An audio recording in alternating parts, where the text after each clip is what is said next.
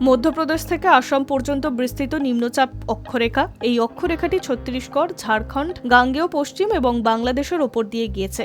এর টানেই মূলত সাগর থেকে প্রচুর জলীয় বাষ্প ঢুকেছে বাতাসে। তার প্রভাব শুক্রবার রাজ্য জুড়ে ঝড় বৃষ্টি এবং কালবৈশাখী পরিস্থিতি তৈরি হবে দুপুর বা বিকেলের পর। বৃষ্টি চলবে রবিবার পর্যন্ত।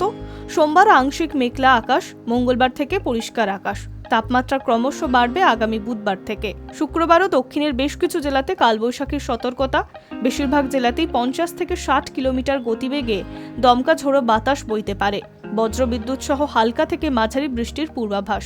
শুক্রবার ভারী বৃষ্টি হতে পারে পূর্ব বর্ধমান, হুগলি এবং পশ্চিম মেদিনীপুরের জেলাতে। কালবৈশাখীর মতো পরিস্থিতি পূর্ব ও পশ্চিম মেদিনীপুর, ঝাড়গ্রাম, দক্ষিণ 24 পরগনা, পূর্ব বর্ধমান, হুগলি, হাওড়া এবং কলকাতা জেলাতেও। অন্যদিকে উত্তরবঙ্গে আজ শুক্রবার বিক্ষিপ্তভাবে বজ্রবিদ্যুৎ সহ বৃষ্টি ও দমকা ঝোড়ো বাতাস বইবে দার্জিলিং, কালিম্পং, জলপাইগুড়ি এবং মালদা ও 2 দিনাজপুরের জেলাতে। সোমবারের পর বৃষ্টি কমবে উত্তরবঙ্গে।